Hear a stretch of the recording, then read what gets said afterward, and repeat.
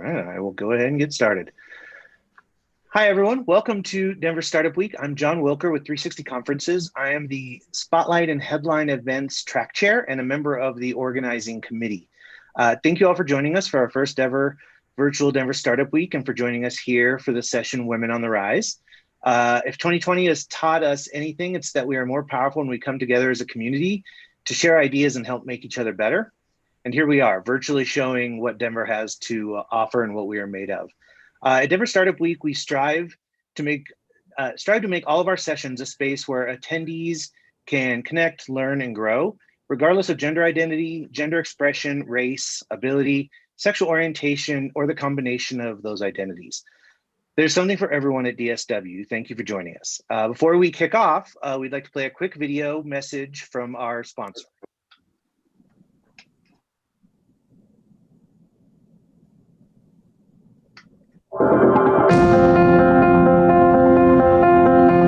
Hi, I'm Ben Data, CEO of Food Maven and a Denver Startup Week co-founder. Denver Startup Week has always been about community. And today, it's more important than ever to show how we can come together to create opportunities out of the challenges that we face. Opportunities for every member of the community. Before we dive in, we want to say a special thank you to our 2020 Denver Startup Week sponsors who make all possible. Thanks to our title sponsors, Downtown Denver Partnership, JP Morgan Chase, Prologis, and Zero. And our track sponsors who made all the great content you're hearing today possible. Battery 621 and Public Works, Capital One Cafe, Colorado Lending Source, Friday Health, Quizlet, Exactly, Zayo, and Zestful. Our headline event sponsors are bringing the excitement this week. Thank you to Wix, Kenzen, MAPR Agency, Obsidian HR, Kickstart Fund, Promontory Mortgage, Molson Coors, and Compass. Finally, thank you to our partner and member sponsors listed on the screen. Thank you for your support at Denver Startup Week. You help make all of this possible.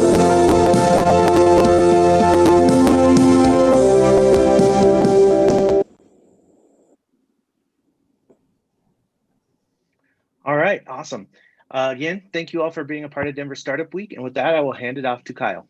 All right, thank you so much. Hi, everybody. It is so good to see you. Can you hear me? Hello. Welcome to our 8th annual Denver Startup Week.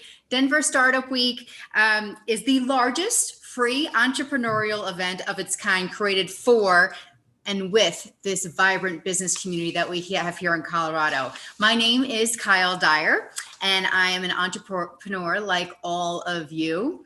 After more than two decades of working in a TV newsroom, I started my own business called Kyle Dyer Storytelling. And from a broadcast journalist, I now refer to myself as a generative journalist, generating news to build community.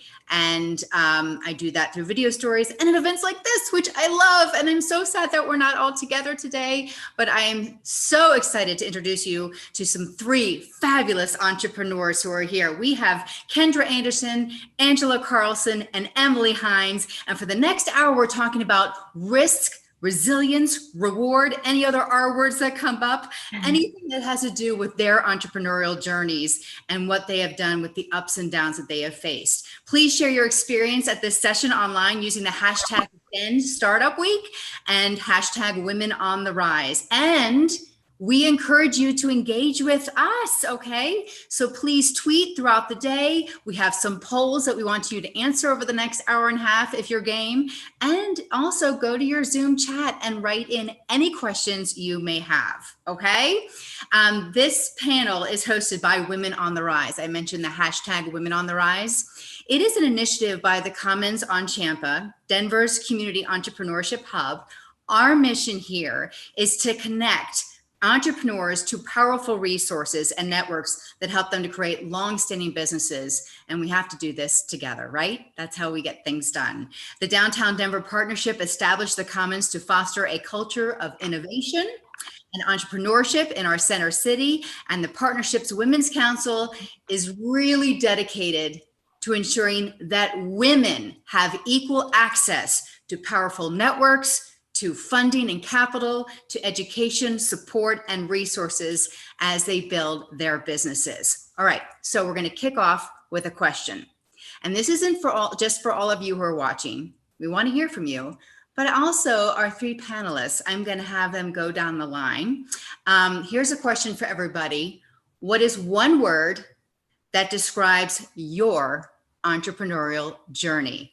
Okay, so let's go down the line and then I'll do a formal introduction of our guests. We have Angela Carlson. What is that one word that you would say describes your entrepreneurial journey? Oh, only one word. That's hard for me, Kyle. But anyway, I would have to say empowering.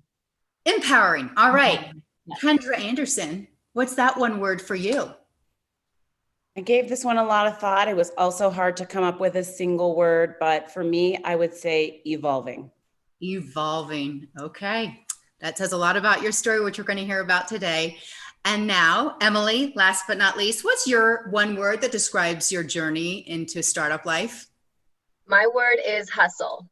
Hustle. That's kind of been your word for a while though, hasn't it? Thank you so much. Emily, stay right there because now I'm going to give you the intro. Emily is the co-founder, as you can see right behind her on the screen, of Sweat Cosmetics. She starred on the University of Denver women's soccer team. And as she puts it, back then, she was a forward who was in charge of getting the ball to, it just so happens to be her current business partner and fellow co-founder of Sweat Cosmetics, Taryn Hemmings. When Emily was back on the field, when they had the hardest time finding makeup or sunscreen that wouldn't drip into your eyes when you sweat or show up on your uniform. So after college, Emily got her CPA degree, went on to be a tax accountant. And Emily will tell us that the profession really wasn't for her. And Taryn, the person who she always passed the ball to, went on to play professional soccer.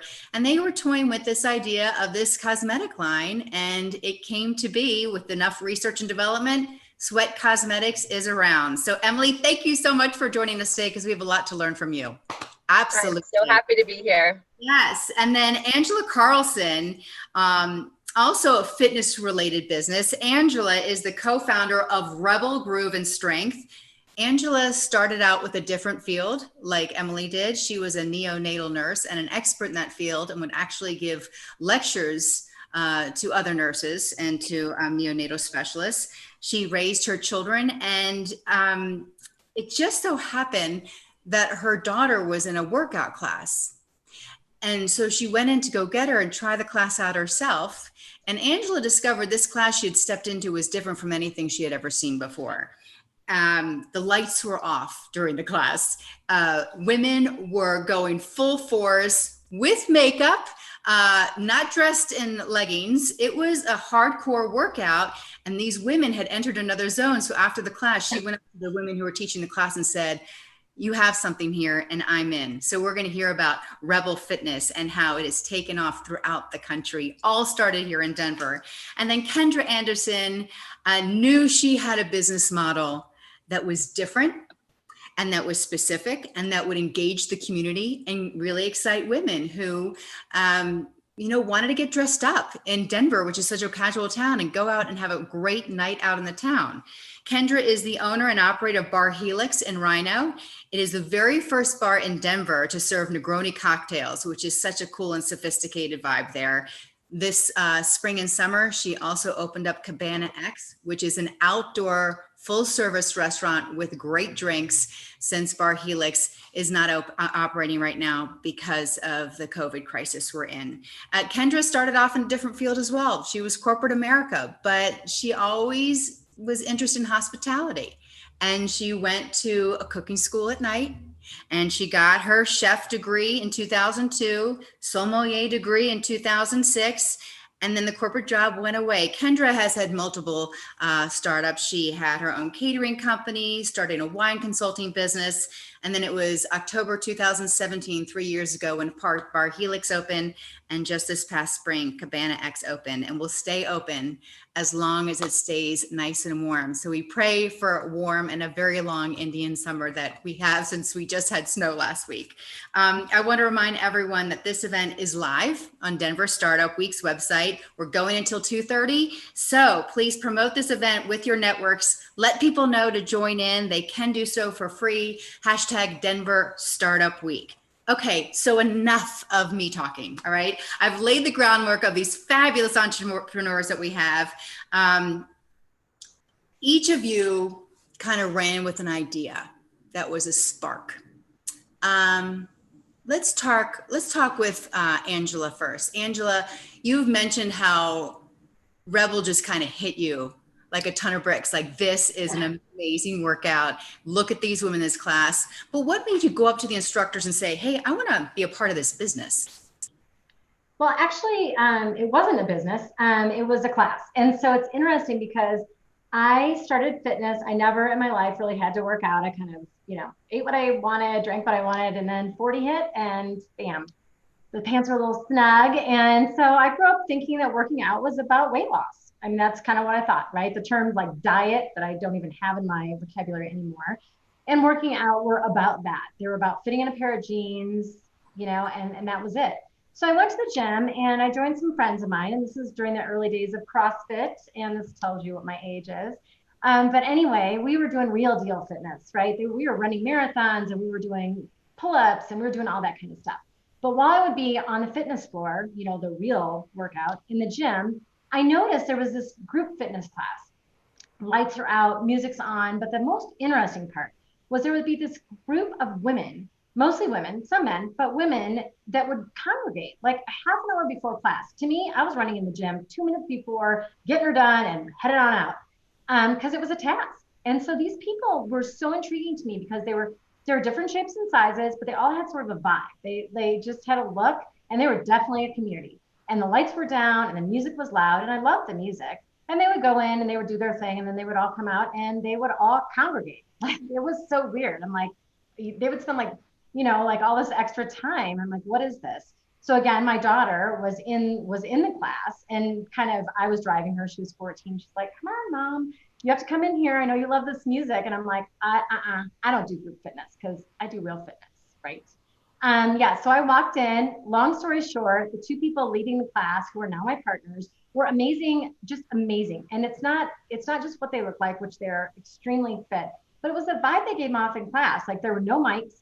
The music was loud. The lights were off. This was like an individual experience in a group fitness setting. So weird to me. And I'm like, maybe I could do this, but I couldn't because I started dancing. I'm like, wow, this is really bad. And my partners were like looking in the mirror, but connecting with everybody. And everybody was kind of like doing their own thing. And I'm telling you, like, there was no and this was dance fitness at this point.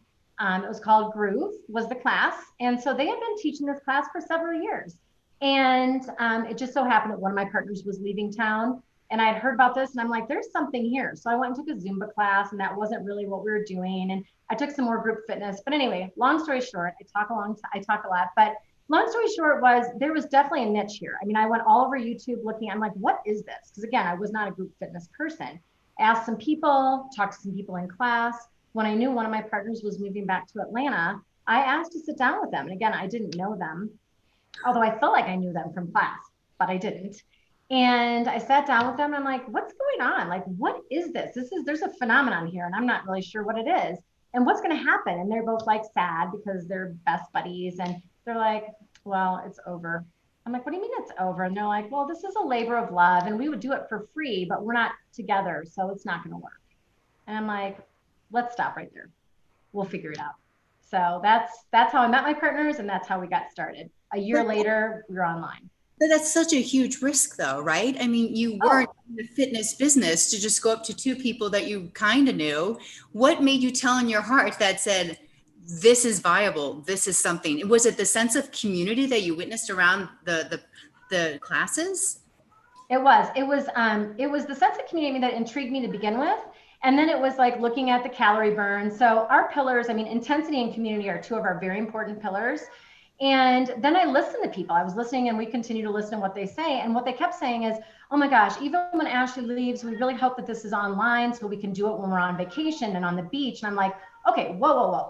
Who wants to work out? Oh, sorry, my cat's here. Who wants to work out when you're on vacation? Like, that's crazy to me. So the reason I took the risk is because I was never going to be in business my whole life. I was like, no way. So of course, I'm always wrong with myself. So what made me take the risk was just the passion and the passion that my partners have and the fun. I mean, like I had fun working out. And I wore my heart rate monitor. I'm a quantitative gal. I'm a neonatal nurse practitioner by training. And I was all into research and I wanted the numbers. And I mean, I wore my heart rate monitor, and that's how I wanted to prove to myself that this could not be real fitness.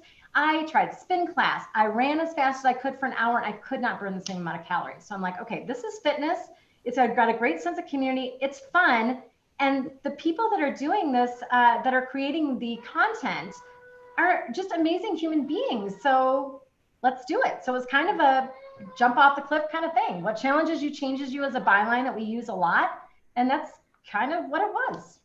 Thanks. Emily, what made you take that risk to leave your good paying, secure CPA job to start up Sweat Cosmetics?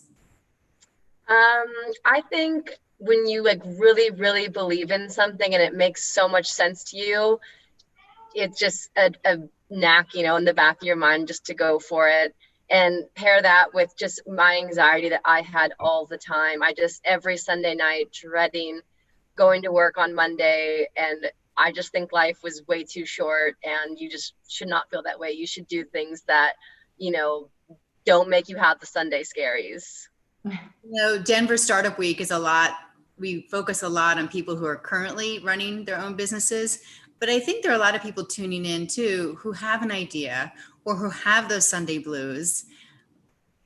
I mean, you got to have an idea, and you did have science behind this brand before you jumped on board, right? You guys have done a lot of research into these cosmetics. Yeah. And I mean, it was great because my business partners and I, like, we were just passing around the workload. Like, someone was looking at chemists and we were looking at branding. And, you know, the biggest part for me was like, how are we going to pay for this? You know, because, you know, I was broke, you know, living paycheck to paycheck, like, who's going to actually give us money? And then, you know, the more people that we pitched to, the more people it made sense to. So I think that gave us a lot of confidence as well, that, like, you know, people are on board with this. So you did a lot of pitching, and was that Yes. intimidating? Yes. Starting a brand new line. Yeah, I mean, it's intimidating being, you know, 27 years old and talking to millionaires about your business, and you have no idea, but you definitely get better as time goes.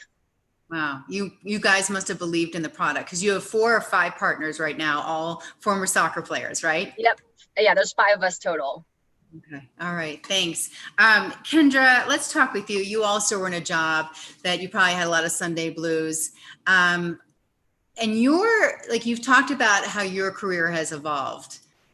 Like, what made you, after that cooking class, say, this is something I can really do? I could be a caterer. Like, what made you think, let's jump off the corporate, track and try something new? Well, part of why I gave my one-word description as evolving was because I actually didn't initially jump right off of the corporate train, if you will. I had been doing just small parties for friends and family for a number of years, which was what initially inspired me to consider the idea of a catering business. But I actually was too nervous to, quote unquote, quit my day job.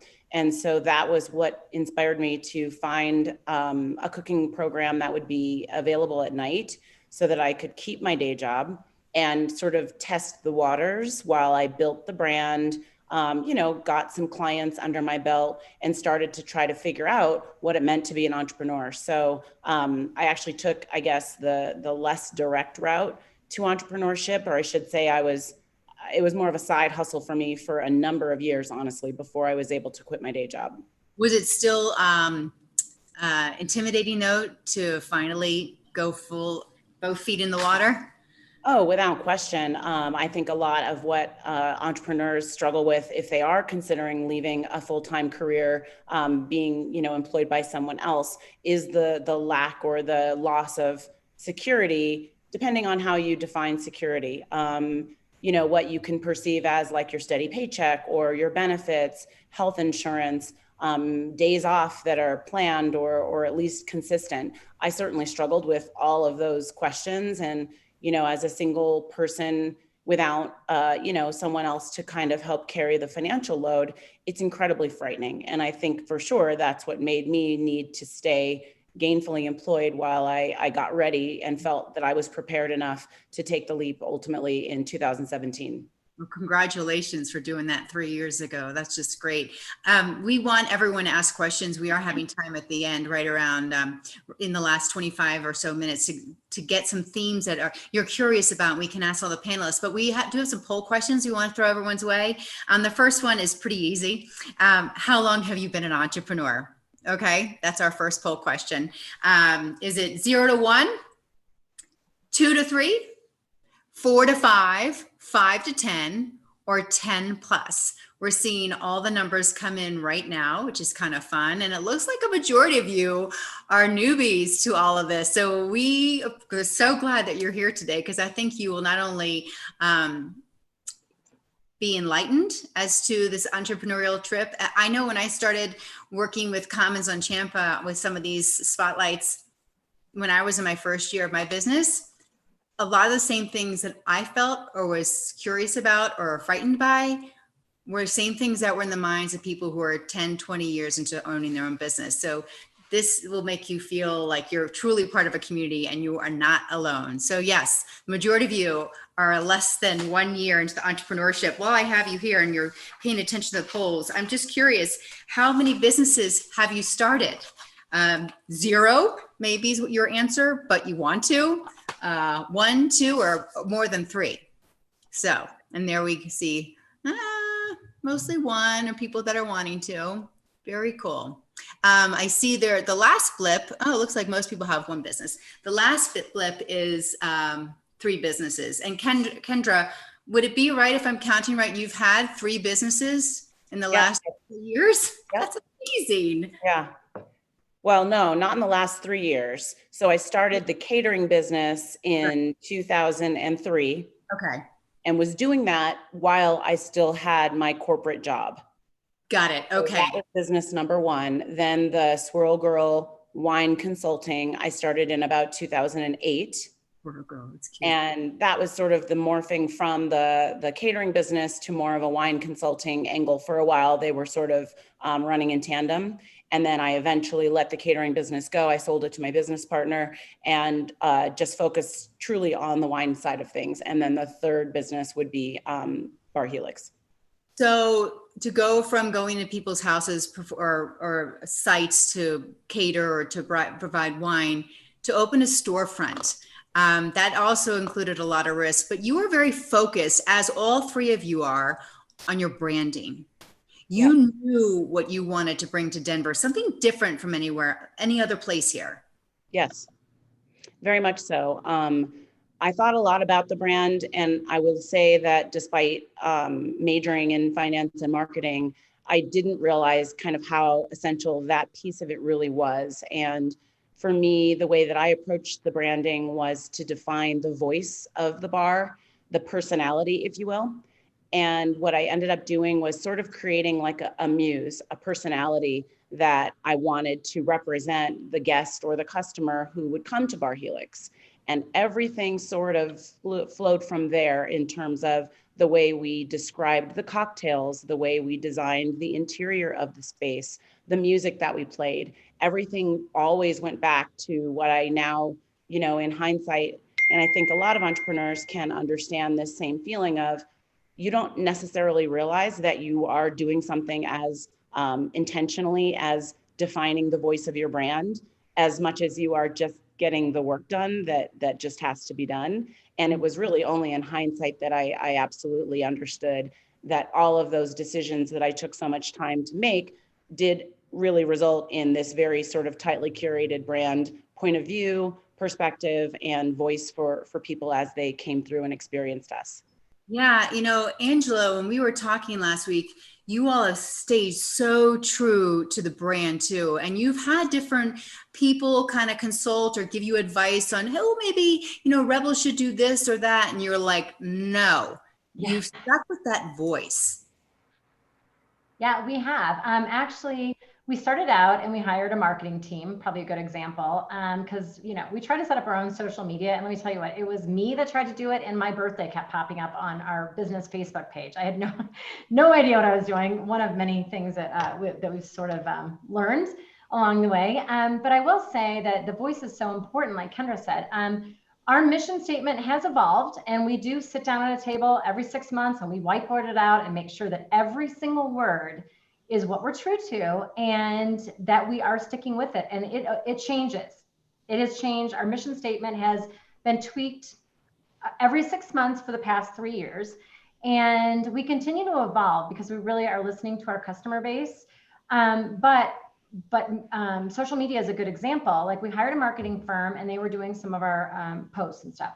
And the voice was just not the voice. I mean, the voice, you know, the way we speak, the way we talk to our students or our online subscribers is the same. It's all part of the vibe. It's just as much a part of the vibe as the logo, which is a whole nother story. The logo, the clothing, because we do have a merch line as well. It's all part of the package. And so one thing that was really, really, really important to us was brand consistency. And there are other fitness formats out there that consistency may or may not be their focus, but that is one of our pillars is brand consistency. We want to be the McDonald's French fries of fitness, which is kind of an oxymoron, right? But anyway, we do. And so like when we train our instructors, they do all of our choreography. Like there's no room for other people doing different types of choreography. Because we want to provide the same experience, whether you're in LA or Munich or, you know, or in Vancouver, whatever. When you walk into a Rebel Groove or Rebel Strength class or do it online, it's consistent. So that was important to us, but it was, we had some scrapes along the way because we weren't sure. Like we would hire people and they would do things for us and we're like, no, that's not quite it. No, that's not quite it. So anyway, that's all three of you have. In fact, Emily, she mentioned she wants to be the French fries of fitness. You mentioned to me, Emily, that you want Sweat Cosmetics to be the Under Armour of cosmetics. Because I think we've all heard that story where Under Armour came about where the founder was a football player and he was sweating through cotton and this isn't right. Talk about how you knew there was a need for this brand of cosmetics and skincare. And so you stuck with that brand. I think a lot of it came with where I grew up, like my age group and like the dynamics of like young girls being really athletic. Because for me, like there was no like Lindsey Vonns to look up to when I was a younger girl, you know, and social media wasn't a thing. And I just don't really think athletes were what they are now. So I was, you know, you were either a jock or you were a girly girl. And so I never really affiliated with like being this girl. So as I got older, I didn't really know how to do makeup and it was really intimidating to me. And contouring, how do I curl my hair? And it just felt like an area that I missed because I was a jock growing up. So when I got to college and meeting more girls who were like me and kind of struggling with like, well, we still want to like be cute and like that hot guy's going to come to the game today and like that acne on my chin, I'm still self-conscious about it, you know, and pairing that though with the brand evolving, which, you know, Angela, you just touched on, like the Under Armour of like cosmetics, but now it's even just so much bigger to me because it's not even just sports. It's women today, like you're either sweating through a lunchtime yoga or you're sweating through a presentation with your CEO in town. Like you're sweating to get your kids out the door. Like it's such a hustling line to me now. You know, it's for women who are, you know, you don't always have time to do your perfect cat eye or your perfect, you know, 5-step contour kit. And we just want to be the brand that's there for women who, whatever it is your sweat is, we have your back and we're as strong as you. Your makeup looks beautiful, by the way, today. Thank you. It looks amazing. I can't see if you're sweating. Oh, I am. Don't you worry.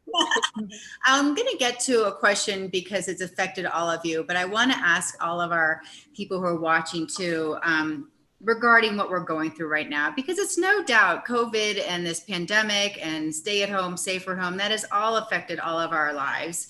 So here's the question, the poll question I'm writing asking you guys about. How has COVID impacted your business? Has it helped you find focus? It's helped you focus in on what's important and you found efficiencies, or maybe kind of status quo. It really hasn't interrupted anything. Third option is you're doing great. You know, we are doing better than ever because you're maybe meeting a need that's out there right now. Or sad news, we've had to close business or we're really struggling right now. And I see a lot of you are sending in your answers right now, and we'll continue to monitor them. It looks like you found a lot of focus. I think we all have in many aspects of our lives, but especially business. Since I have you here, Emily, your business, how has it been impacted by COVID? Undo your mic. Sorry. Still Zoom young over here. I would say positive and negative, because it's kind of helped us open up our clientele. You know, we have this new trending term of like Zoom call ready. People are taking, you know, business meetings from their kitchen table. So you don't really have to have the 3-piece suit on anymore. So what makeup is on that's just enough to make you feel confident.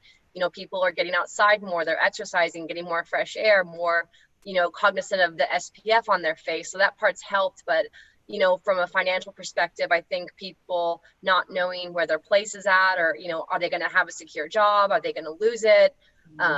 You know, when the checks at everyone's account from the government saw a huge surge because everyone got pumped that they can buy some makeup, but then people start getting laid off. And I think like people's buying patterns changed, and that inconsistency made it hard at different times throughout this.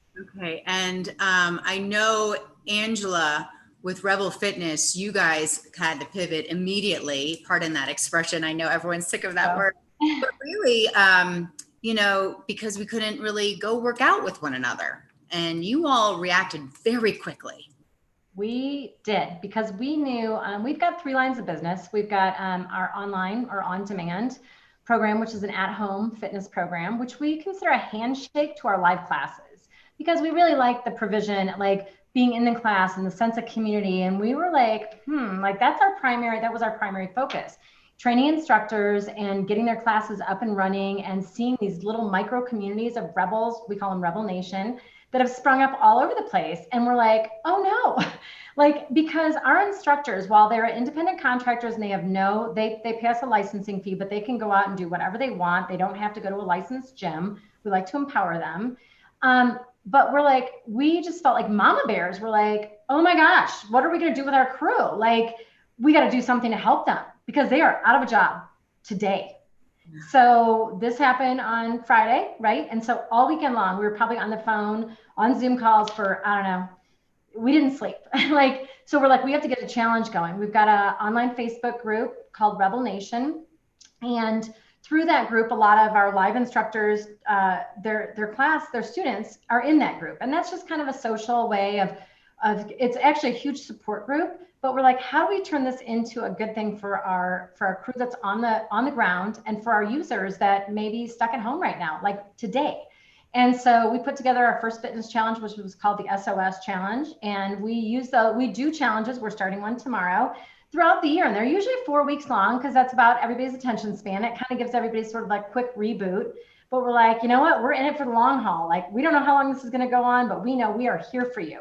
So we just threw out a bunch of social media. We put together a plan, and it included, a lot of video editing, and just getting everybody together and try to, like brainstorming, and whiteboards were everywhere, and trying to figure out what do people need at home. And what they needed, or what we found they needed, was consistency. So we wrote emails every single day telling them what to do, providing support, doing videos, sharing ourselves. And there was, it was a huge deal. And so our business model switched from being primarily focused on live classes to being focused on the on-demand or online classes. And luckily, we had went to market first with on-demand. So we already had the infrastructure in place to do that.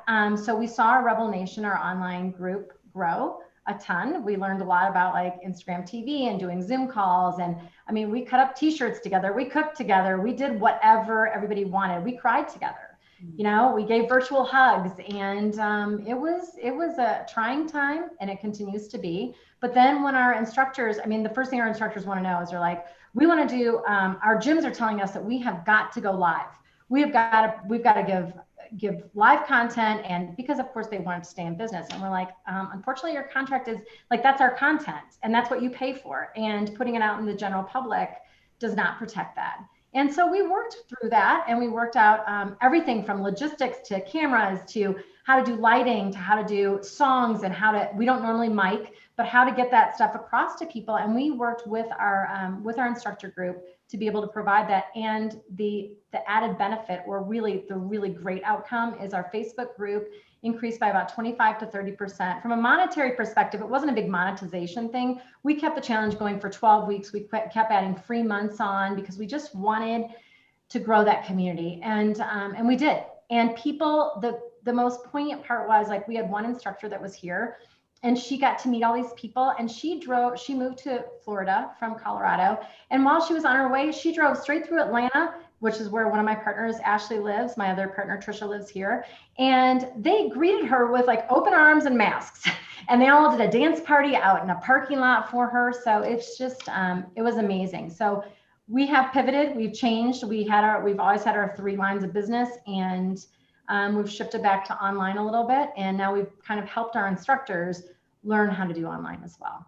So maybe so much answer. So much we learn what we know, what we thought we knew. And for Kendra, so sad to say that the coolest spot in town, Bar Helix, had to close.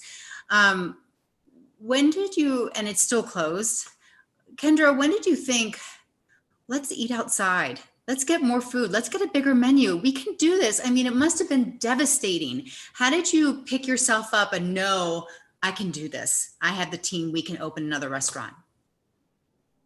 Wow, that is, it's a longer story certainly than we probably have time for, but like so many other aspects of entrepreneurship, pivot to entrepreneurs is just part of the grind.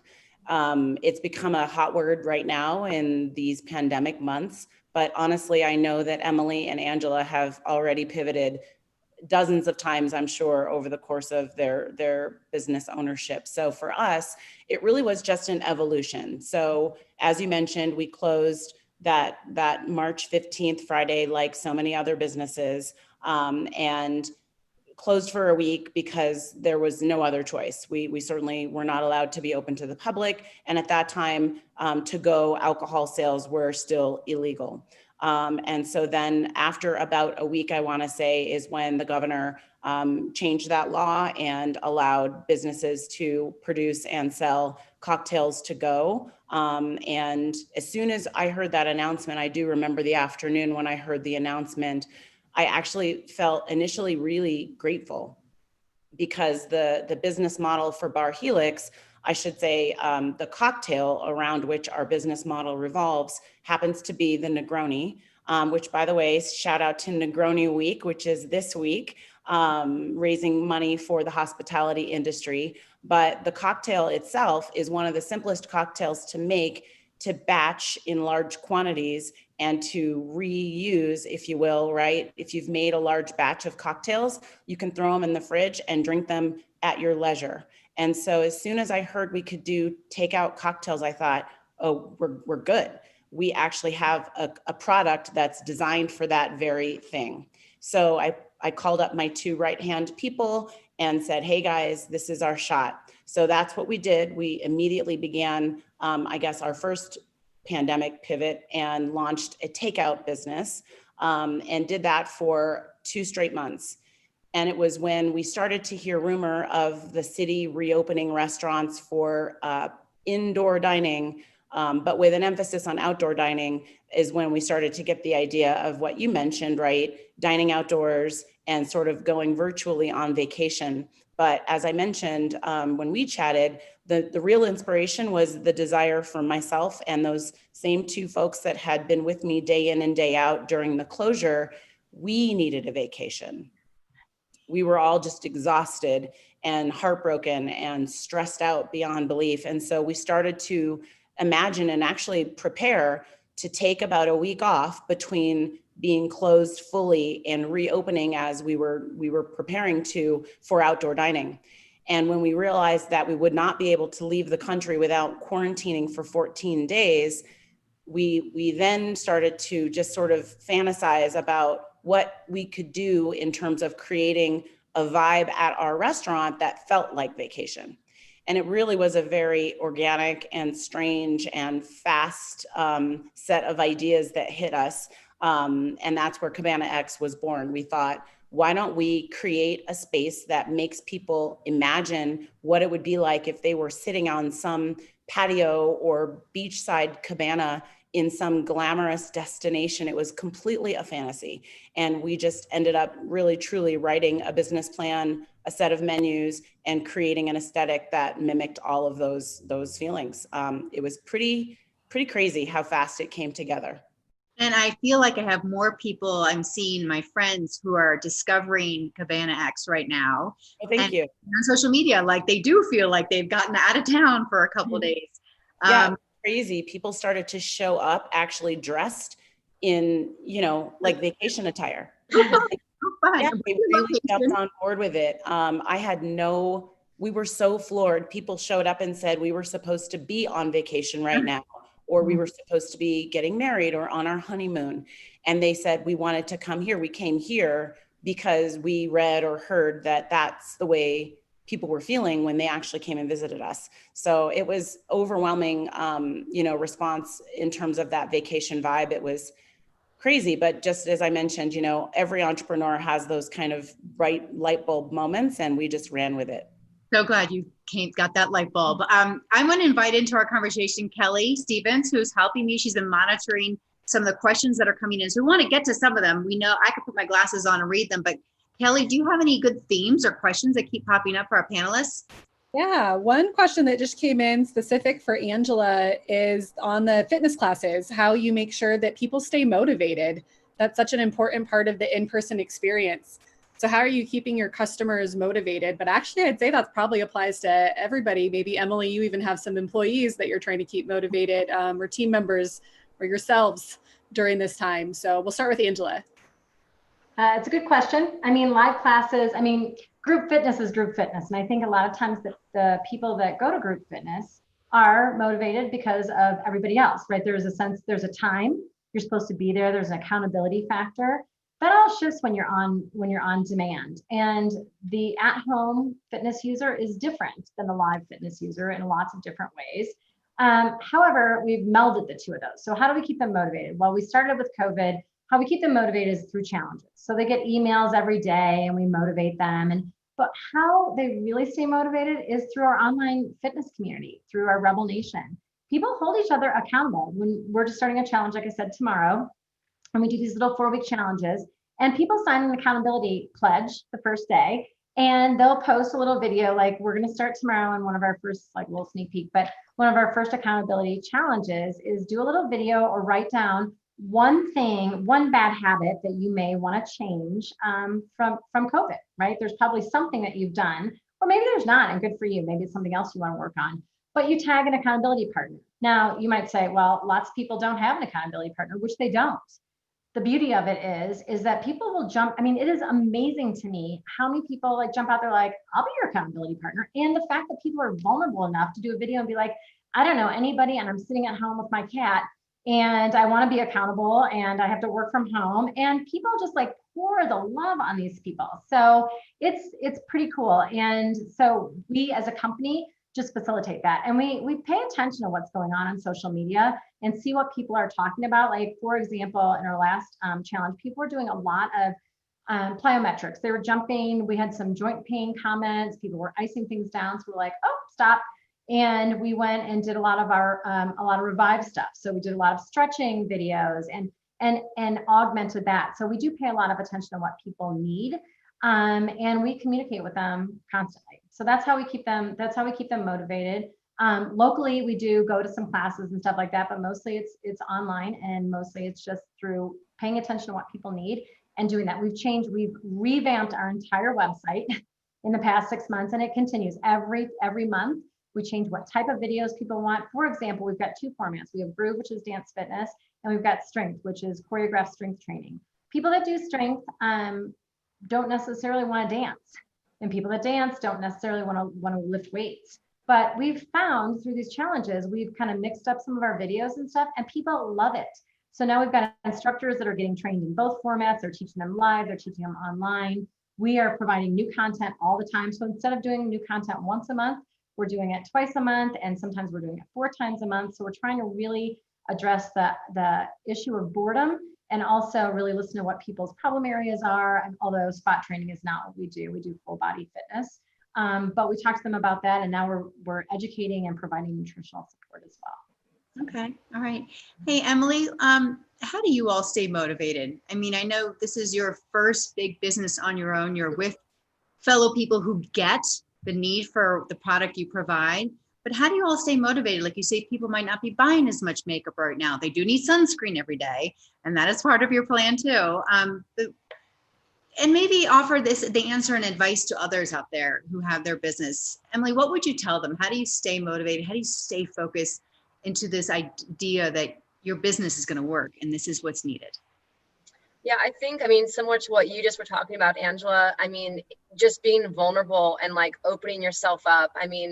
I always get really nervous on cameras, the social media stuff, like going live. I hate doing all of it. I get so insecure, and it's like, it's time, like all hands on deck. You've got to do whatever you have to do to keep this thing going. So, trying to like be 10 steps like deeper into our brand personality, like make our following feel like our sisters, opening it up, showing how to use our product, tutorials, how-tos, like just checking in, asking questions, just trying to like keep this community going and like not let us just go quiet, go dark. And that's been the biggest for me, is just like having to go to next level, step it up, and just refusing to lose, which a lot of it stems from my team being athletes, because, we've been that way for day one. So it's just taking that same approach into our business and refusing to quit.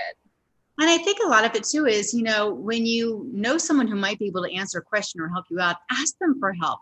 Kendra, you mentioned you talk a lot with a lot of other restaurateurs in town, and you're collaborating, changing ideas. Being vulnerable, talking to others, you have so much to learn when you can hear their stories. And Kendra, I think that you said has been a monumental thing for you, especially in these last many months. That's true. I think I can say that we've all struggled going through the pandemic, every business, every human, particularly, I guess, though, for me, my heart really is in the hospitality industry. And, we've been disproportionately affected through the closures because, the nature of restaurants is going out of your house and dining in groups. So it's generally been really, really tough across the board. And so as Emily mentioned, I think for me, getting vulnerable in social media with my colleagues and with my team, frankly, simply letting them know, honestly, this is what we're up against. And we have a couple of choices. And honestly, struggling as well to just, reconcile the stress of being open and serving guests with the fear that we all have around contracting COVID or becoming sick or getting someone else sick. It really was just a day-to-day roller coaster ride of emotions. But even though I never was an athlete, I think I share the same energy as a lot of entrepreneurs, which is we love our businesses, we love our industry, and we love our teams. And so for me, the motivation was knowing that I hopefully was creating jobs and providing income and sustenance for people who, whenever I think of being an entrepreneur, there's so much humility and gratitude around the fact that for whatever reason, people said, I'll go work for her. Like, that's crazy to me. I never, ever get over that feeling of gratitude that, but for my team, Bar Helix and Cabana X are just dreams. They're literally just fantasies. And so you have to have a team. And so I want to always keep them close. But then also with COVID, particularly when we were doing to-go cocktails, I felt really a hopeful sense that perhaps we were providing a little bit of joy, a little bit of distraction, a little bit of levity, not suggesting that alcohol solves your problems, but if you enjoy a cocktail to relax or to celebrate something, even when you have to be at home, we hoped and felt that we were supporting that goal and providing a little bit of a bright spot in what has otherwise been, obviously a super challenging time. Yeah, as I mentioned earlier, a lot of the people watching are early on in their entrepreneurial careers, and I have to put my glasses on, but we did get a question in for each of you really quickly. Top 3 important steps to move a great idea and vision into reality. So Kendra, you've had a lot of those. What were 3 important steps that you did? Well, I would say that, one of the benefits of having had a really long career in business and specifically management consulting, I am a huge proponent of planning, like really detailed planning. Project plans with timelines and deliverables are very much key to taking any idea from vision to reality. So I would say, making a plan and sticking to it, although of course revising it as you need to, is essential. Being really in touch with your voice and your gut. I have often made decisions without as much data as I would like. Like Angela, I'm a data nerd as well, but you don't always have the luxury of time and or access, such as when we had to create Cabana. So I in that moment said, my voice is telling me, what to do, how to do it. I'm going to trust it and I'm going to lean into it and go with it. And then the third thing, as I already sort of alluded to, surround yourself with amazing people. I talk a lot with my team about how if you're the smartest person in the room, you're in the wrong room. You've got to have people who augment your skills and frankly, who elevate you to do better than what you can do. I trust that I'm the visionary and that I'm in charge of sort of driving that vision forward. But I am terrible at so many things that are essential to keeping my business afloat. And so it was a matter of finding those people, recruiting them, enabling them, and empowering them to be vested in the dream and in the goal. And making sure that you're listening to them, hopefully as much, if not more, than you are talking. Listening is so important. Emily, what would be 3 important steps you think for someone who's watching, who has an idea, maybe for another cosmetic line, or who knows what do they need to do? Similar to what Kendra was just saying, just have to have a plan. Obviously having, my accounting background, and working with investors, if you're seeking financing, knowing your numbers, because firsthand experience, it is mortifying when you get asked a question that you should know the answer to. So always know your numbers. And I think third for me, which I'm still developing, is thick skin, because you're going to have a lot of people say that like your idea doesn't make any sense or kind of break down what your dream is, and you just have to have thick skin and be tough enough to ignore it and keep going. And Angela, there was one other piece of advice that Kendra gave me when we talked on the phone last week. She said, and I do this, always say yes. When someone asks about something, say yes, we can do that, and then figure it out. And I think that's a lot with the transition to the online. That would be probably true for your business, for Rebel Fitness. Oh yeah. I mean, I'm a yes girl all day long. It's like, yes, and then let me figure out how to do it and scramble around and make it happen. There are 3 of us, 3 co-founders, and 2 of us tend towards that end. And one of our partners is the very practical one. So it really helps keep a balance. And, and I think that, that both ladies have touched on the communication part of it.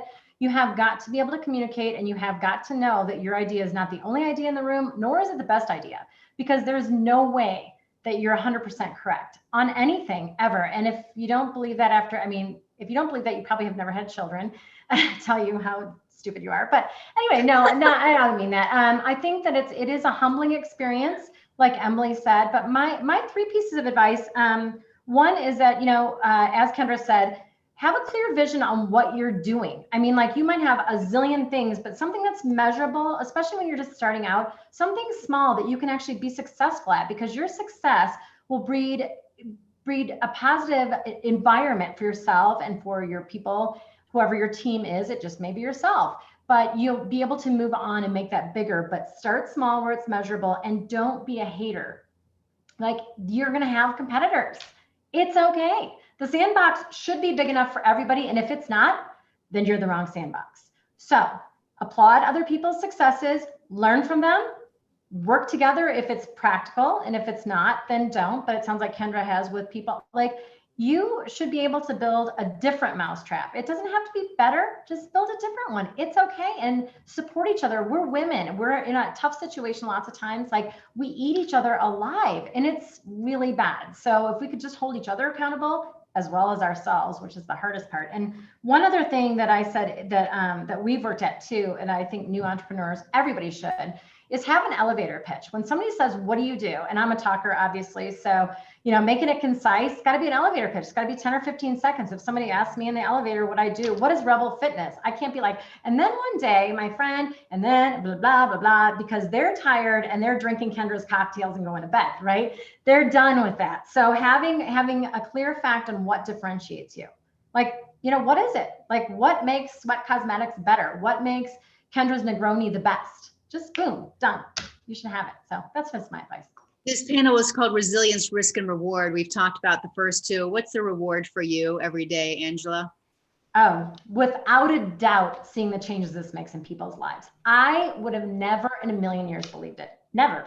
People, it changes their life. And the same story we hear over and over. And sometimes, and we're hearing it from college girls. It's not all women, but predominantly we're women. Is what we hear is that, we all have a laundry list of things to do. And I will guarantee you the majority of people, the last one on the list is take care of yourself. Mm-hmm. And what we're seeing is that people do Rebel, and for whatever reason, and it could be sandbox is big. It could be any form of fitness. And I hope everybody finds something that makes them feel like this. But this is a mental experience in a physical format, right? Just people tell us these stories. And they make me cry every single day. I'm like, wow, like it made a difference in somebody's life, like their life. Like it made it different. Like they told their husband or their significant other or whatever, they're not coming home for dinner because they're going to go take care of themselves. Like, that's it. Like that. That's good. Emily, what's the reward for you? Same. Every time I get a customer service email of like how much I love your makeup, or your makeup has changed my skin, or my confidence is through the roof now. Like I was always so insecure. Like every time we get an email like that, I'm like, oh my gosh, like I totally know that girl and how she feels. And now that she feels good about herself, like we've done our job. And I think the second part is just getting control back of my life. I no longer have some older man telling me, how far in my career I'm going to go and at what time I'm going to get a promotion, and, you need to be here later. Getting that control back for my life has been really, really rewarding. Awesome. And Kendra, the reward for you? Honestly, it's the combination of the two things that we just heard from Emily and Angela. Initially, it really was being my own boss. I'd be lying if I didn't say that the motivation in a big way was truly just having my own creative control, flexibility around my schedule, and being really committed in the lifestyle that I wanted to lead, which was one that revolved around hospitality, food, drink, all of the things that I loved. So that was kind of what initially got me going. But truly over the years, and especially this year, what Angela said, kind of making a difference, hearing feedback from our guests, rooting for us, thanking us, encouraging us, and supporting us, there's just no better feeling. I struggle to imagine how I dealt with it without it, and how I could ever go on without it as well. It's everything that kind of keeps us going in these moments. And again, cocktails don't change the world, but they do change people's moods and their evenings oftentimes. And so hearing people, we now have guests who have been following us, from the beginning. So we're turning 3 here in just a couple of weeks. And we still have regulars who will post things and say, I couldn't even spell Negroni before we ever tried Bar Helix. And now they're telling their friends, and then their friends tell their friends. And that's incredible to me. I could never have imagined that I would start something that would affect so many people in a positive way. And that's great. Well, I think you all have affected everybody watching. I've been monitoring the chat room, but some questions came in a different queue, a lot about funding. And I know that Emily, you were talking about like, know your story, know your plan, know the inside and out. Angela, you did that too. But I believe we have contact information for all three of you through the Startup Week. So I invite people, if it's okay with you three, if they have any specific questions, to reach out to you. Is that all right? Right, Yeah, we're in all this absolutely. together. Absolutely. Kyle, We could Kyle, we all do day. have a bit more time to take some of those questions, I think, if you'd like. Oh, we do? Okay, well, why don't you ask, there were a bunch about funding. So Kelly, why don't you phrase the question so I don't put my glasses back? Absolutely. There was some specific questions around if any of you have taken any venture capital or outside funding, and if so, at what stage in your business you did so. Would love to hear a little bit on the funding side from you all. I can start it. We've had a very interesting financing story. We definitely, had to raise capital to get our inventory purchased up front. So we've done 2 rounds of basically friends and family, going into a rough year of being out of inventory, low on cash.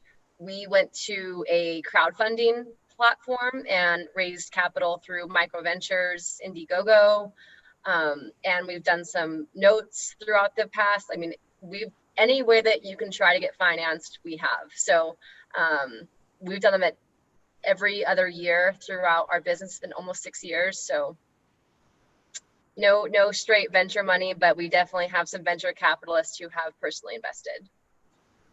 Great. What about you, Kendra? I am about 85% self-funded. I liquidated my 401k, took out a small business loan, sold my personal possessions, just kidding. I essentially paid for everything. I did have 3 outside investors who chipped in, about $40,000 all told at the very beginning. And you know what? Every little nickel counts. So I will always be grateful for that support. But at the end of the day, I was not able to get funded, even though I tried desperately for 2 years to source funding from outside entities so that I didn't have to take all of that risk and liquidate all of my savings. I certainly do not want to go on record recommending that. However, at the end of the day, it makes you feel perhaps even more accountable. Not that you're not accountable to outside investors, but when you bet on yourself, there's just no other feeling of hustle. When Emily, said that was her word, I was like, I often use that word too, because the fire under your ass is like no other when you know that you don't have another parachute. And so there is that. I will always be thankful and proud that I was able to pull that off. But yeah, kudos to folks who can fundraise, and I highly recommend it. And Angela, what did you all do regarding funding when starting? I don't have a lot of advice for fundraising. We are totally self-funded. And so we do have some outside hustle, like both my partners have outside jobs, and they both still teach, and they teach to stay sort of relevant. So, we're sort of at a plateau for growth, but we're just working it out. Like this weekend, Ashley's flying in, and Trish and I, we will be, 18 hours a day for 4 days, doing some videos and stuff like that. So at this point, our growth model, perhaps we could, if we continue to have a big online presence, we definitely have room for looking for outside funding in that category. And also we have not spent a lot of time on doing a lot of digital ads because, we're trying just a brand at this point. So that would be sort of our next steps. But for right now, we're creating all content, and we're still trying to get control. We still want creative control over everything. So at this point, we're okay. Always considering extra money, though. You answered the question already for a Rebel, but other people were writing in saying, when you were starting out, which tasks did you outsource? It sounds like you all did with different people, but Emily and Kendra, Kendra, this was your world of hospitality. Did you outsource any of the necessary tasks to get the businesses up and going? That would be a no. No. It's really just myself and my leadership team. So I can't really consider that outsourcing. No, and I think that it's not necessarily the model for it. If we ever did more maybe high volume production of takeout cocktails or decided to launch a line of cocktails, clearly then there would be some opportunity to do that. But in a service model, which is ultimately what a restaurant and bar, concept would be, it's really on us. And so again, I just feel grateful from my background as a management consultant that I had some of the tools to support me in how to do visioning exercises, how to write mission statements and brand specs that you have to write, how to do financial models. I mean, you just kind of have to figure it out. Yeah. And Emily, is there anything that you all would have outsourced that you didn't, or what advice would you give to people? Or is it different for everyone's own business? Yeah, I think it definitely is. And for us, I mean, so much of our brand, I mean, we're against the Kylie Jenners and the Rihanna makeups and the Cliniques. And I mean, so much of it is how do you look? Because we can't cut any corners. Like nothing can look, anything we put out cannot look JV. So, we've had to hire marketing companies, like ad agencies, photographers, branding companies to kind of help us just make sure everything we put out there is really, really buttoned up. But again, with that comes ridiculous costs. And I mean, going back to financing and getting help, I think there's the devil in both sides. Once you bring people into your business, you lose so much control, and keeping it all yourself, it kind of cuts down finances, but you have full control and can make it look whatever you want to. So we've done it all. All right, Kelly, how are we doing with time?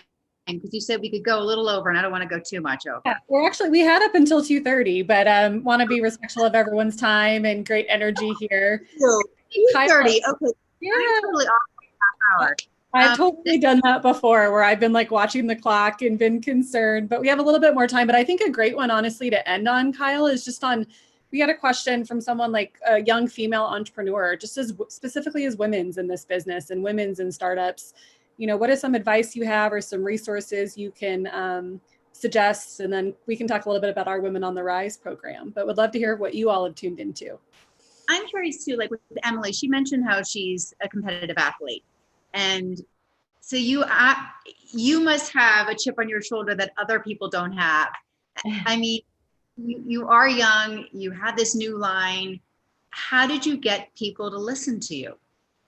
I mean, it's really, really challenging, and I still struggle with it, and I'm just going to throw it out there, but being a woman and, pitching to a group of men, or, having guys say, well, let's go meet for a drink. I want to hear your pitch, and learning they didn't really want to hear your pitch at all. They just wanted to go get a drink. And, it's just, that's a really hard and frustrating thing. And I think you just have to know your worth and respect yourself, be confident, and just keep going, and don't let anyone waste your time.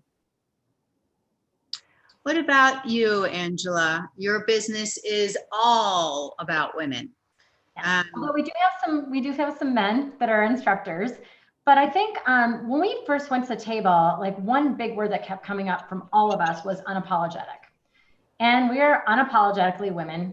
We're unapologetically, our, dance fitness is a little, there's some twerking, and, it's, we're not trying to be mainstream. We're just not. And I think not apologizing.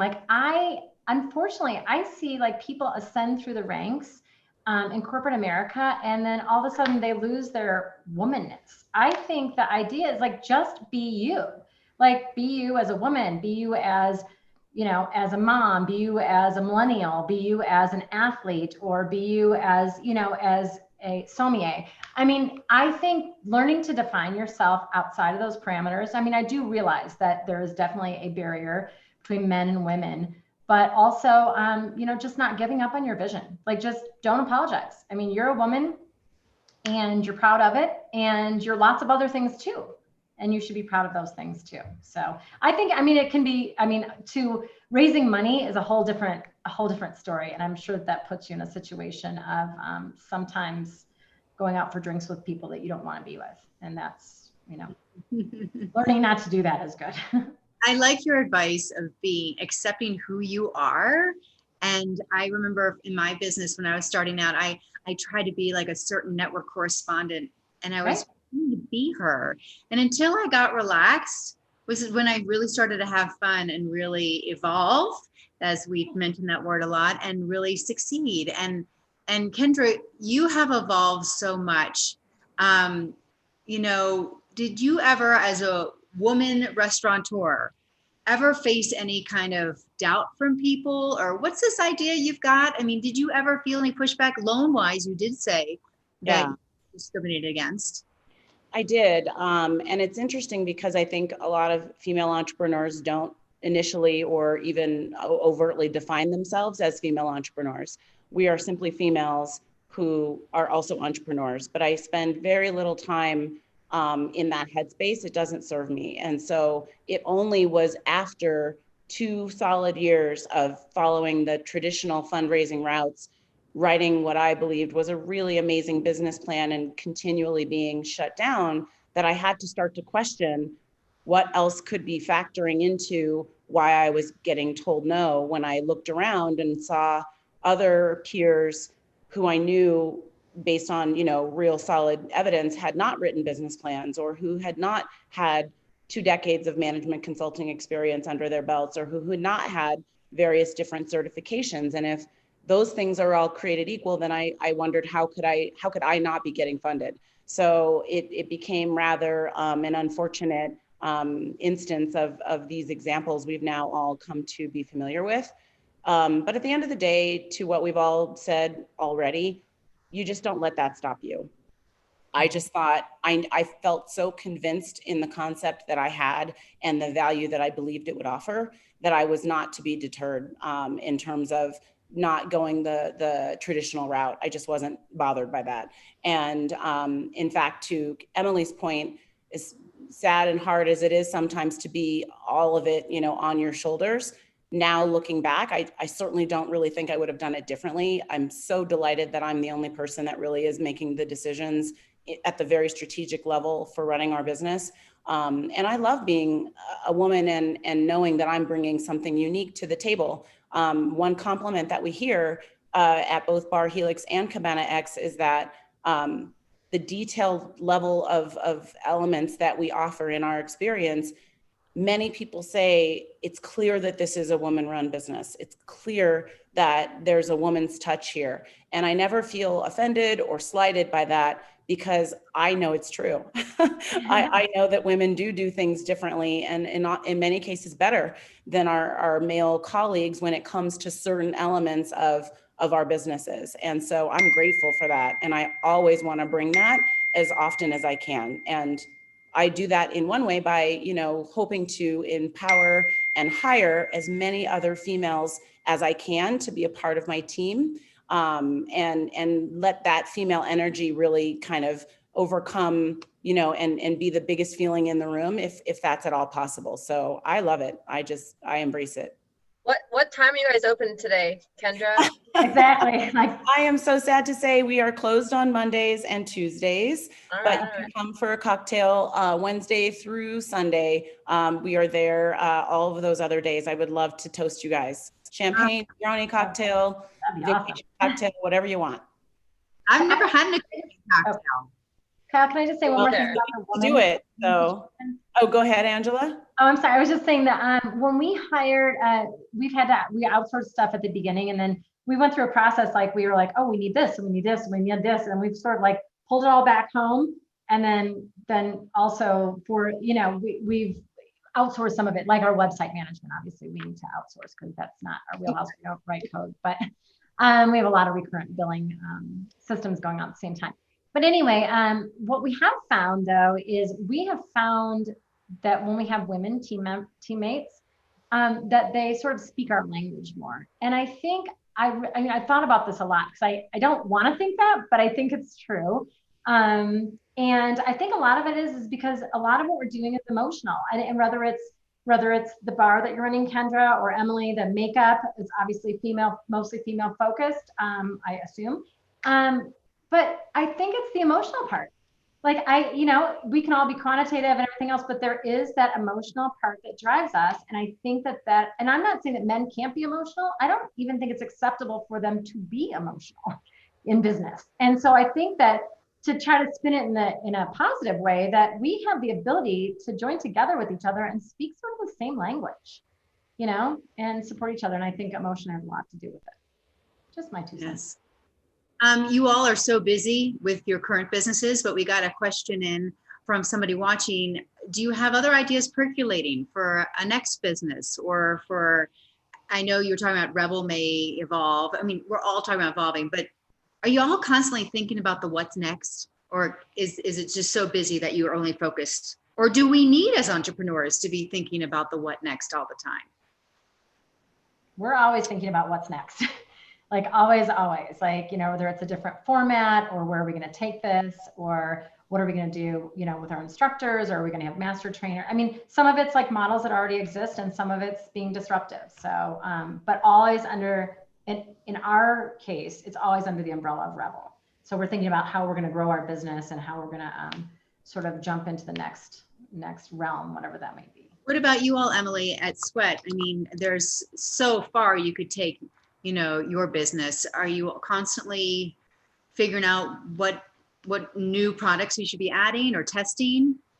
Yeah. I mean, I honestly didn't even know pivot was like a trending term right now, because internally that's all we've been saying. So we thought it was like our word, but I guess we're not alone.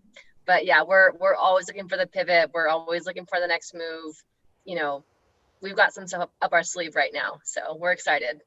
Good. You don't want to tell us now. That's okay. Can't do it yet. And Kendra, what's next for you? I know that's a more daunting question. Yeah. With the end of this beautiful weather, hopefully we have several more months, but it's mid-September and we already had our first snow. So what goes in your mind? It's definitely different for me now than it has been in the prior 3 years. My business plan did include various other evolutions of the Bar Helix brand, to include lots of other elements that I had hoped would kind of continue to grow the business. We were working toward that when the pandemic hit. Certainly those things if I'm honest, are definitely on hold. At this moment, it's not as much about evolving as it is simply surviving. And so all of my time and energy over the last 90 days have been focused on what that looks like, which is really difficult when you're also running your actual business. So when I thought I could not possibly work harder, you just find another gear, as I like to joke with my team. So we've been running the business that's open at this moment while trying to work out some sort of a future strategy for what happens when the weather does change, which is imminent. I really only have a few weeks. I do have some ideas percolating, and I rely continually on my right-hand folks that have been with me now since we started this journey. And it's evolving day to day. I mean, literally moment to moment. There are so many things that are coming at me that I'm trying to, process, analyze, and then decide what's the next move. And it's nerve-wracking if I'm really being transparent, but I only, rely on the fact that I've gotten this far, that if I continue to just go back to the principles that have taken me to this point, I will get to the next point. And it doesn't need to be the end all be all. It just needs to be the next thing that makes good sense for myself, my team, and my guests. And that's what's keeping me sane at the moment. But yeah, I wish I could tell you what I thought the next thing was. So just send me all your good energy. We are totally sending you good energy. And I think your advice is so profound for so many people who are watching, who are early onset, entrepreneurs who maybe thought they had a great idea and it's not taking off quite like they do. Just remember what got you that spark, right? I think to keep with that. Let's see. It's true. And, end is relative, right? It may be the end of Bar Helix. it's already actually been the end of Bar Helix. If you count the fact that we've technically not been open in our normal capacity, it's been 6 months. It's literally been 6 months tomorrow.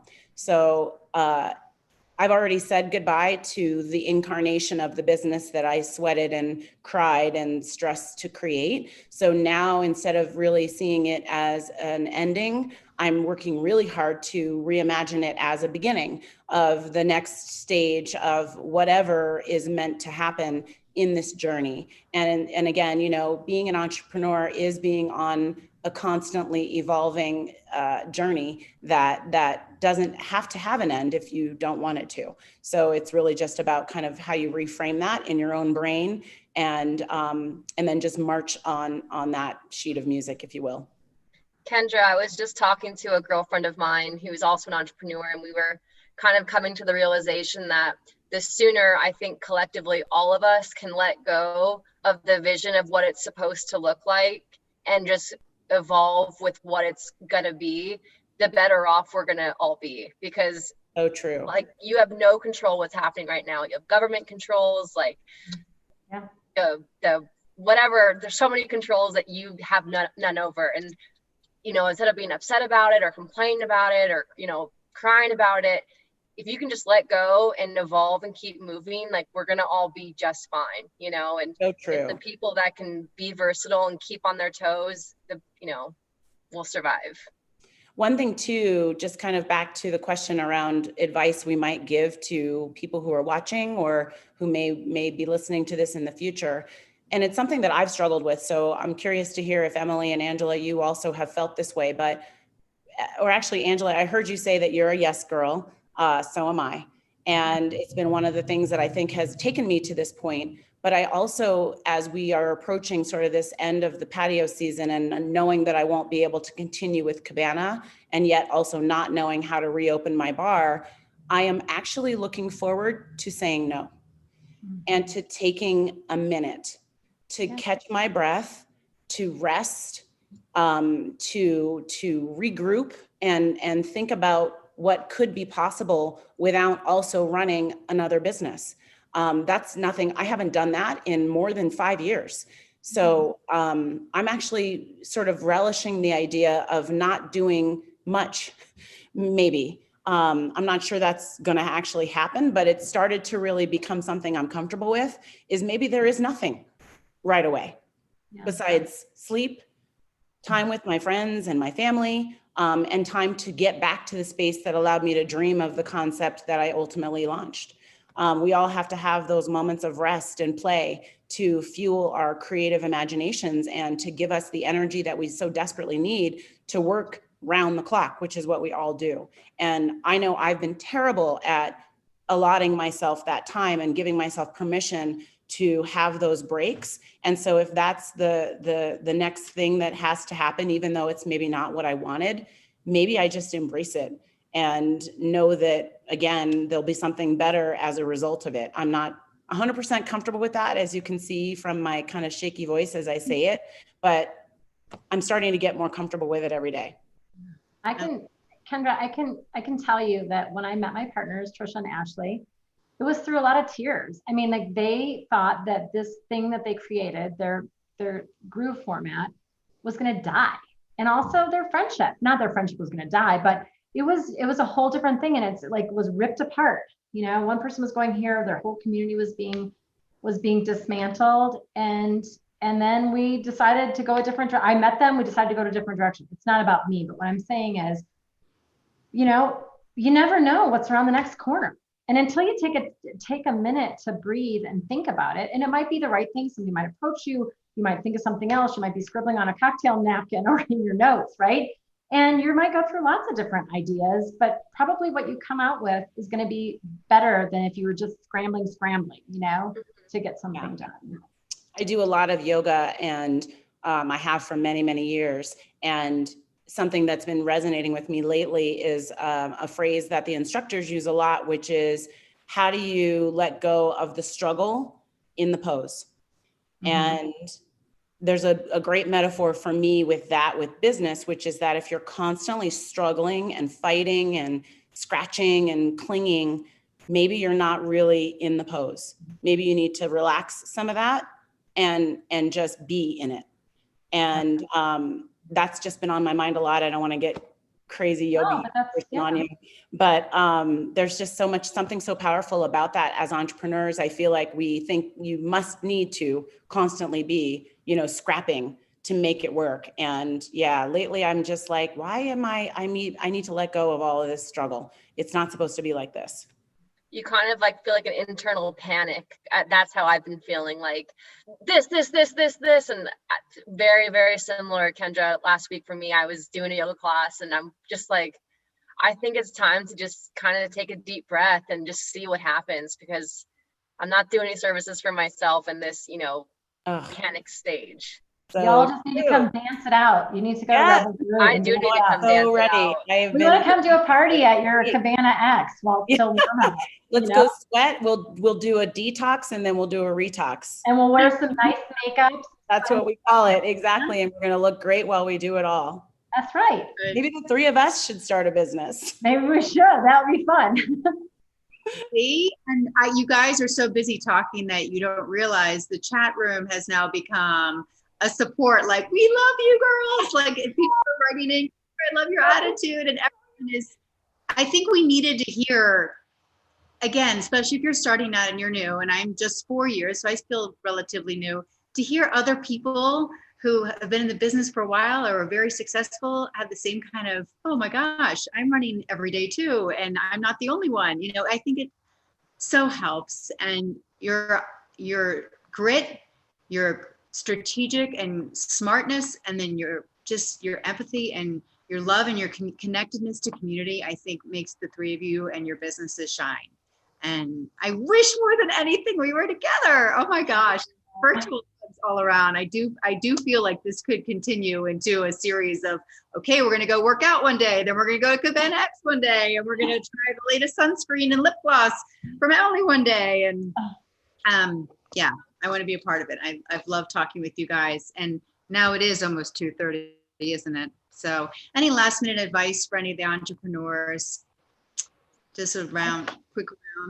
I have a really quick one. The only thing that I would say is that in our entrepreneurial journey, one of the most important things for me, which is hard because I want my idea to be right and everybody just to say, yeah, that's great, is to find somebody that you really trust to poke holes in your stuff. And I've talked to Kyle about this.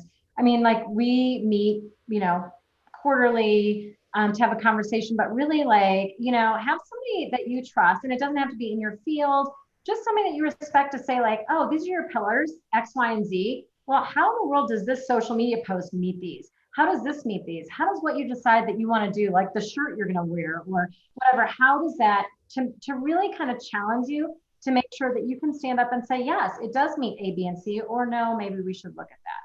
So that's the only advice. Like, just find somebody that's not necessarily in your wheelhouse, but that you have some respect. And it might be, maybe it's your mom, maybe it's the neighbor down the street, maybe it's one of your clients. I don't know. Just find somebody. Okay. Thank you, Kyle. Emily? I would say just know you're always going to figure it out. I mean, my biggest step, I remember, leaving accounting and like making decent money to a startup salary and thinking, how am I going to make up for this incremental loss? And, I drove for Lyft. I was a nanny. I did consulting. Like, just don't worry. You're going to figure it out. So if you want something, go do it.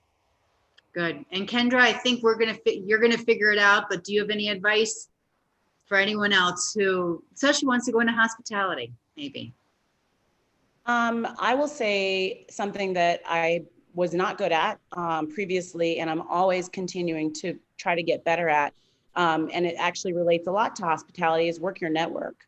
A lot of what helped me get through the initial set of hurdles and questions, making the leap from, just a private catering business or a consulting business to owning a brick and mortar, was blowing up my friends who also own restaurants and bars, and just, begging them to spend time with me, asking those questions, finding out what they had learned, their lessons learned, and not relying just on yourself. Even if you are a solopreneur who doesn't have partners, which is more or less what I am, you have to have help. And so you need to really start, even now, especially if you're in a pre-opening or a pre-launch stage of your business, to figure out who the smart people are in your network, and the folks that have gone before you, and sit them down. I can't imagine, I mean, no one really said no to me, and I know that I've worked hard not to say no to others, but just, yeah, ask for help and know that it's not on your shoulders to figure it all out. We are a community. We are Women on the Rise here. Thank you, Kendra, Emily, and Angela. It has been a joy to spend the last hour and a half with you. Thank you so much for the inspiration and the insight. We loved it. Thank you also to Denver Startup Week team and the sponsors for this. We loved every minute of it. Please share some of the things that you learned with your friends and on your social media, #Den Startup Week. And also, before I say goodbye, we want to take an opportunity to tell you about an upcoming Women on the Rise event that's following Startup Week. Women on the Rise, in partnership with the Women's Investor Network, are excited to announce the inaugural year of the Women's Best Pitch Awards. All right? It's a two-part pitch event. Part one is a workshop coming up on September 29th. Then part two are the pitch awards on November the 5th. The workshop that I mentioned on the 29th of this month is focused on crafting a sales and a fundraising pitch. And the women will learn how to grow their business and attract potential investors. It's $10 to attend, everybody. This seems like an invaluable experience. And Barbara Bauer and Olivia Omega, who are awesome, are leading the program. So again, you can sign up by going to the Commons website. It's, I think we have in the chat room, I think we've got the link posted there. So I hope you all are inspired to do that, take this conversation to the next level. I hope you have an amazing rest of Denver Startup Week. Have an awesome day, one of resilience, risk, and reward. Thank you. Have a great day, everybody. Thanks, Thanks, guys. Thank you so much. Thanks. Thank you. Sure. Bye-bye.